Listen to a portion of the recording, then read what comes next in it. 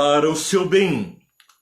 Letov Lak, vê e entende. O programa de hoje vai trazer a imagem do Deus do Antigo Testamento, um Deus severo, vingativo, mesquinho, um Deus com minúcias na cobrança.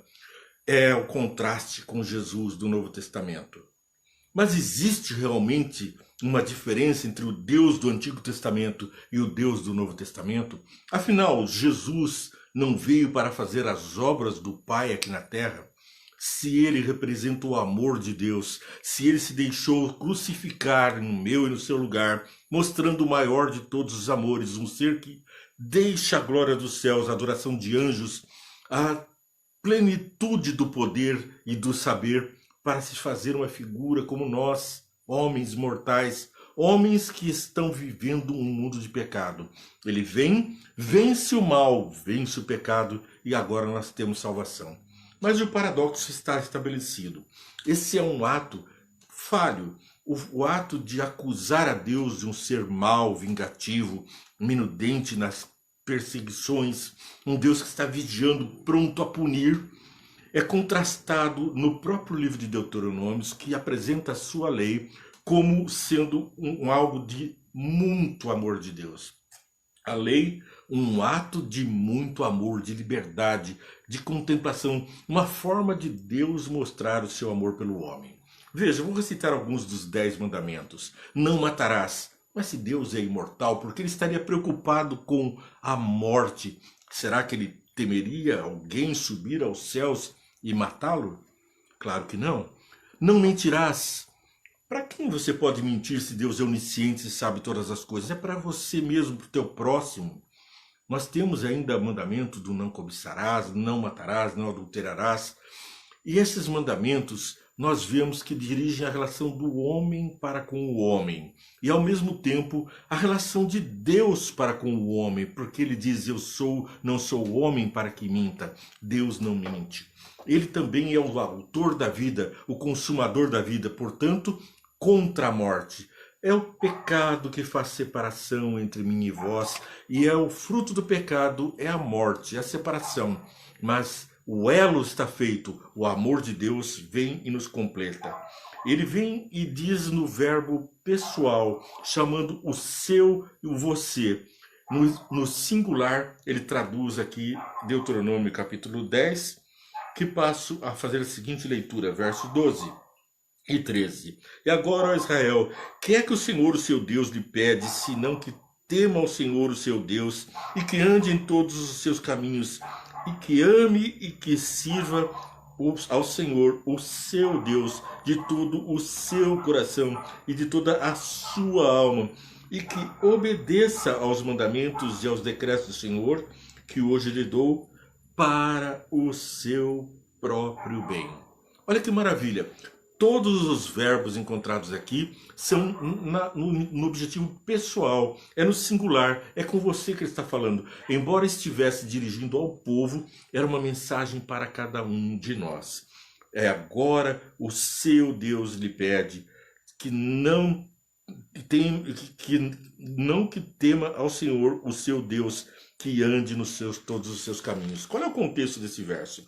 Capítulo 10 de Deuteronômio nos diz o seguinte: naquela ocasião, o Senhor me ordenou, corte 2 tábuas de pedra como as primeiras, e suba para encontrar-se comigo no monte. Faça também uma arca de madeira. Eu escreverei nas tábuas as palavras que estavam nas primeiras, que você quebrou, e você as colocará na arca. Então fiz a arca de madeira, de acácia, cortei 2 tábuas de pedra como as primeiras, e subi ao monte com as 2 tábuas nas mãos. O Senhor escreveu nelas que tinha escrito anteriormente os 10 mandamentos, que havia proclamado a vocês no monte do meio do fogo, no dia em que estavam todos reunidos. O Senhor as entregou a mim, e eu voltei, desci do monte e coloquei as tábuas na arca que eu tinha feito. E lá ficaram conforme o Senhor tinha ordenado. Por quê? Porque na arca ninguém toca. Onde está a palavra de Deus guardada, nenhum ser humano pode tocar. É a palavra de Deus colocada e lavrada em pedras pelo próprio dedo de Deus. Os israelitas partiram dos poços de Jacanitas e foram até Moserá. E ali Arão morreu. e foi sepultado. E o seu filho Eleazar foi o seu sucessor como sacerdote. Dali foram para Gudgodá e de lá para Jetbatá, terra de riachos. Naquela ocasião, o Senhor separou a tribo de Levi para carregar a arca da aliança, porque ninguém pode carregar, tocar na palavra de Deus. Os levitas foram selecionados, separados para essa missão, para carregar a arca da aliança do Senhor, para estar perante o Senhor, a fim de ministrar e pronunciar bênçãos em seu nome, como se faz ainda hoje. Por que as pessoas ministram bênçãos e proclamam o nome do Senhor? Porque receberam dele a proteção. É por isso que os levitas não têm nenhuma porção na terra na herança entre seus irmãos. O Senhor é sua herança, conforme o Senhor, o seu Deus, lhes prometeu. Assim eu fiquei no monte 40 dias e 40 noites, como da primeira vez. E também desta vez o Senhor me atendeu, não quis destruí-los. 40 dias e 40 noites foi o tempo que Jesus passou no deserto a ser tentado por Satanás. Também Moisés passou em 40 dias e 40 noites em comunhão com Cristo, em comunhão com nosso Senhor. E ali ele recebeu as tábuas da lei e também o perdão que ele suplicou pelo pecado, pela transgressão da lei. Note, da primeira vez ele desce com as tábuas da lei, vê o povo prostrado na idolatria do bezerro, adorando um ídolo, e quebra as tábuas da aliança. Como quem diz, o povo rompeu o trato. Naquele tempo, as tratativas, se fossem quebradas, também o documento era quebrado. E com isso não havia mais compromisso. Mas Deus falou, você não pode romper o compromisso que eu tenho com esse povo. Faça outras pedras e eu vou escrever novamente a aliança. E agora então nós vemos uma maravilhosa restauração. Vá, o Senhor me disse, conduza o povo em seu caminho para o que tome posse da terra que jurei aos seus antepassados dar a você. A promessa do Senhor não falta e não falha. Um Deus de amor que perdoa, que faz tratos que o homem rompe, mas ele garante o resultado final. Porque onde o homem falha, Jesus completa. Jesus completa o meu desejo de ser bom. E agora, ó Israel, que é que o Senhor, o seu Deus, lhe pede, senão que tema ao Senhor, o seu Deus, que ande você, ande eu, em todos os seus caminhos, que o ame e que o sirva o Senhor, o seu Deus, de todo o seu coração e de toda a sua alma, e que obedeça aos mandamentos e aos decretos do Senhor que hoje lhe dou para o seu próprio bem.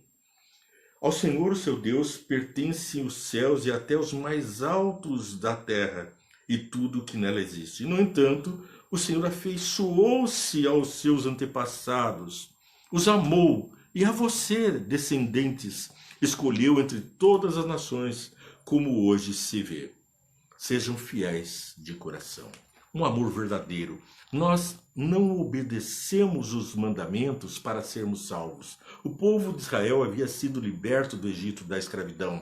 Estava salvo e a salvo nas mãos de Deus. E recebe então os mandamentos. Em resposta, somos cativados pelo amor de Deus. Fomos libertos do pecado pelo sangue de Jesus Cristo.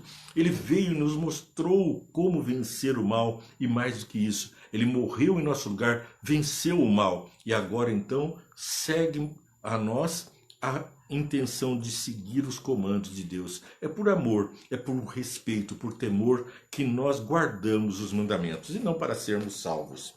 Os 10 mandamentos, então, a obediência à lei e aos 10 mandamentos atuaria apenas em benefício meu e seu. Deus não tem nada a lucrar com a guarda dos mandamentos. É uma lei de proteção para nós. Ao contrário de mostrar um Deus severo que está pronto a punir pela quebra dos mandamentos, vimos na lição de hoje que é Deus quem reconcilia o homem consigo mesmo. É Deus quem dá a lei e dá também o perdão, pagando o preço do salário do pecado, que é a morte. Foi Jesus quem morreu, ele que não tinha pecado. E eu e você estamos na graça, no amor, e pela fé podemos ser salvos. É por isso, porque amamos ao nosso Salvador, que guardamos os mandamentos. Além do que, Letov Lak. O que quer dizer Letov Lak? Está lá no verso final do capítulo 13. É para o seu bem. Em suma, Por amor ao seu povo, Deus deu-lhes a sua lei e a obediência a ela se resultaria no bem dele. Repito, é para o nosso bem, capítulo 10, verso 12 e verso 13. Então, e obedeça aos mandamentos e os decretos do Senhor que hoje lhe dou para o seu próprio bem. Se é para o nosso bem, então por que não hoje, aqui e agora, consagrarmos a nossa vida, separarmos dos nossos afazeres aqueles que não agradam a Deus, que violam os mandamentos, e viver uma vida conforme a vontade do Pai. Eu te convido todos os dias para o programa Vê e Entende, para você curtir, compartilhar, seguir a programação, toca o sininho e bota a boca no trombone para que você, compartilhando, leve essa mensagem também às outras pessoas a quem você ama, os filhos de Deus a quem Ele também ama e nos incumbiu de levar essa mensagem. É por isso que diariamente eu publico Vê e Entende, lives, programas ao vivo, com a apresentação da Palavra de Deus na fidelidade do que está escrito, não na vontade do homem, é como oramos. Vamos orar? Senhor Deus, ouvimos a Tua palavra e precisamos compreender com inteireza a Tua vontade para nós, saber que o que o Senhor tem planejado para nós é o melhor que pode existir.